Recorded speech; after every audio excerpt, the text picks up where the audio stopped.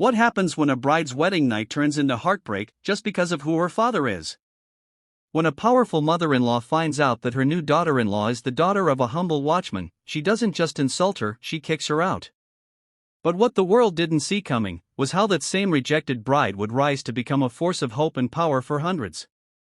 This story is about pride, pain, dignity, and a stunning full-circle moment that will stay with you long after it ends.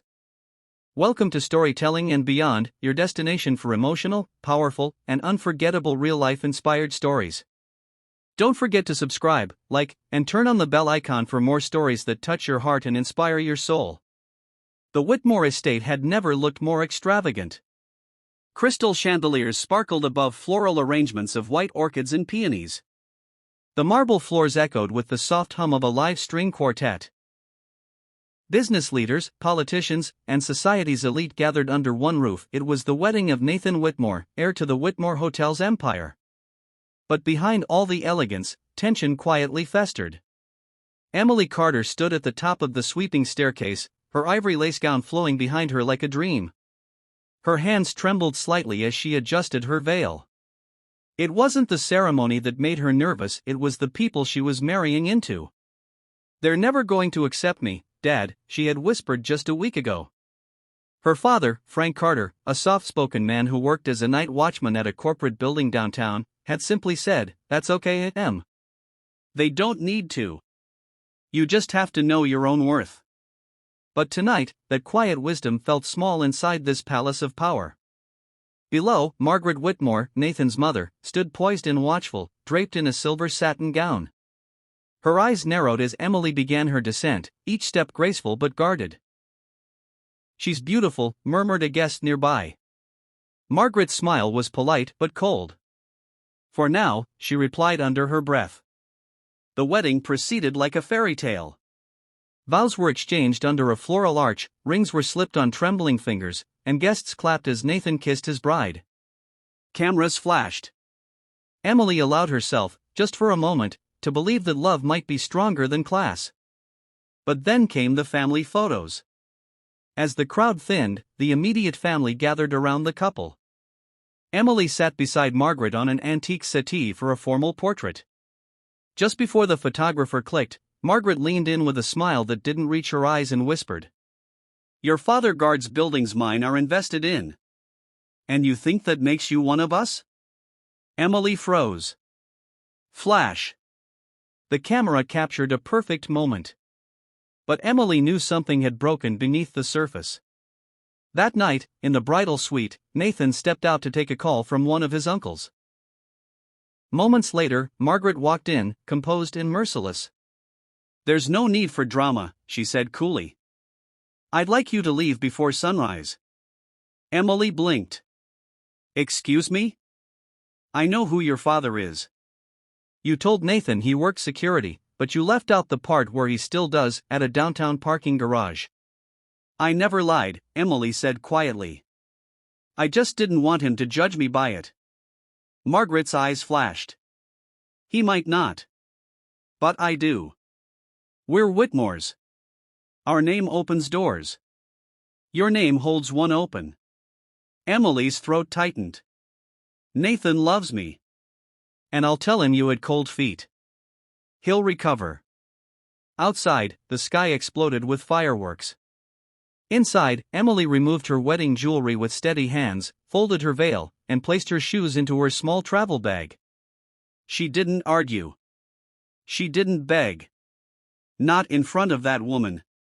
And before the sun crept over the estate's front lawn, the bride walked down the Whitmore driveway barefoot.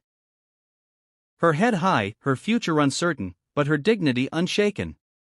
Emily stepped out of the rideshare car onto cracked pavement in a quiet neighborhood on the outskirts of the city. The bridal gown she'd changed out of was folded neatly in a garment bag slung over her shoulder. In its place, she now wore a faded sweater and jeans borrowed from the kind driver who noticed her tear-streaked face and trembling hands. Across the street stood a small brick building with a rusted security gate and a flickering porch light. It was her childhood home. And standing in front of it was Frank Carter, her father, still in uniform, still wearing the same steel-toed boots he'd walked in for 30 years. He looked up in disbelief. "Emily?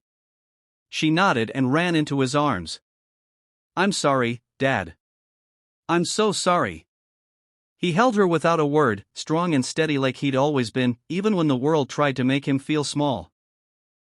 Inside, she sat at their old kitchen table while he brewed her tea in the chipped mug that still read, "Number 1 Dad." The silence was warm, healing. Finally, she looked at him. "She kicked me out. Because of you." Frank blinked but didn't look surprised. "Because of me?" "Because you're a watchman." Frank chuckled, but not from amusement. "Funny, isn't it? The ones standing guard are always seen as beneath those they protect." Emily smiled through tears. "I don't want to go back. Not ever." He leaned forward. "Then don't. But don't stay broken either." That night, Emily slept in her childhood bed. And in the morning, over a breakfast of toast and jam, she said, "Dad, remember that nonprofit I used to talk about? For women who get shamed for where they come from?" Frank nodded. "You mean Ground Zero? I want to start it. I want to help girls like me before they end up begging someone for a seat at the table." With nothing but her father's old laptop and free Wi-Fi from the community library, Emily launched Ground Zero Initiative. At first, it was just a blog, a place where women anonymously shared their stories of rejection, shame, and resilience. Then came the support groups, then the weekly meetups at the local YMCA. Within 6 months, Ground Zero had grown into a registered nonprofit with dozens of volunteers. Emily spoke at colleges, held mentorship workshops, and partnered with shelters to offer job readiness programs. Still, she never spoke Nathan's name. Not once. She had walked away from that world with no intention of proving herself to them. But one day, during a televised panel discussion on female leadership, a photo of Emily and Frank laughing over a shared plate of street food went viral. Not because of their fame, but because of the caption beneath it. She didn't rise in spite of being a watchman's daughter, she rose because of it. The comments section exploded with praise. Women across the country tagged the post, saying, "This is the role model we needed." And in a boardroom far across town, Margaret Whitmore scrolled past that photo in silence, her fingers tightening around her espresso cup. The fundraiser at the downtown Civic Hall was buzzing with press and donors. Rows of banners with corporate logos lined the marble entrance. Photographers clicked away as guests entered in black tie formal. The Whitmore Foundation, desperate to rebuild its shattered public image after the insider trading scandal, had organized the event in honor of female entrepreneurs changing the future. Nathan stood near the refreshment table, straightening his cufflinks, trying to stay composed. Ever since the scandal hit the family name 6 months ago, everything had changed. Investors backed out, shareholders revolted, and the company's net worth plummeted. Margaret had reluctantly agreed to the fundraiser, coached by a crisis PR agency. "We just need one clean, powerful face on stage," the advisor had said, "someone the public trusts." Nathan's assistant handed him the updated list of keynote speakers. He glanced over the names and stopped at the last one. Emily Carter, founder, Ground Zero Initiative. His heart stopped. He hadn't seen her since the night she vanished from their wedding suite. He'd waited. He'd called. And when she didn't answer, he assumed she'd had second thoughts. It wasn't until months later, when he stumbled on a viral interview clip of her nonprofit work, that he saw the truth in her eyes and the lie he'd believed. He turned toward the stage as the host welcomed the keynote speaker. The crowd clapped politely, then with rising warmth, as Emily walked confidently across the platform. Her dress was simple, navy blue with minimal jewelry. Her presence, however, commanded the room.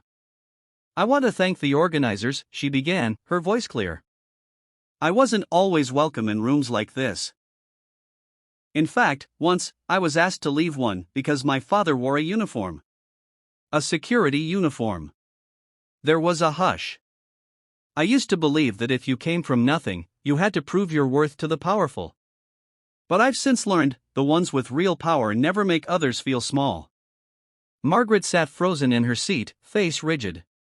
Nathan stared, transfixed. Emily continued, "Ground Zero began on a borrowed laptop and one stubborn belief that your background is not your burden. It's your root. And roots don't make you weak. They make you unshakable. The crowd erupted in applause. Phones went up. Journalists scribbled notes. A few donors wiped their eyes. After the panel, several women surrounded Emily, thanking her, asking to volunteer. A teenage girl hugged her and whispered, "You made me feel proud of who I am." Margaret stayed in her seat, unmoving. Nathan finally walked over, unsure what to say. "Emily. I didn't know. I thought you left me." Emily looked at him, her expression unreadable. "You let me." "I'm sorry," he whispered. "I didn't see what was happening." "You saw," she said gently. "You just didn't want to believe your mother could be wrong." He nodded slowly. "You were always the strongest person in the room." "I still am," she replied softly. Then she walked past him, not with bitterness, but with grace. And as she left, a journalist followed her with the microphone, asking, "Emily, what's next for Ground Zero?" She smiled. "To build a world where no girl ever feels like she needs permission to belong." A year later, the Whitmore name had all but disappeared from the headlines, at least the favorable ones. The company's assets were quietly sold off, their headquarters rebranded by new owners. The estate that once shimmered with crystal and champagne now stood silent, its gates rusting from lack of care. But across the city, in a converted warehouse painted in bold colors, something new was flourishing. Hundreds of women, some carrying toddlers, some wearing headscarves, others in work uniforms, gathered inside the newly opened Ground Zero community campus. The air buzzed with energy. There were tables for job training, a childcare room staffed by volunteers, and a cafe operated entirely by women from marginalized backgrounds. In the center of it all stood Emily, holding a pair of oversized scissors in front of a deep red ribbon. Next to her, to everyone's surprise, stood Frank Carter, now retired but proudly wearing his old security badge around his neck. He looked overwhelmed but proud beyond words. As the ribbon was cut and the room erupted in applause, Emily took the mic. "This center is built on stories," she began. "Stories like mine, and stories like yours.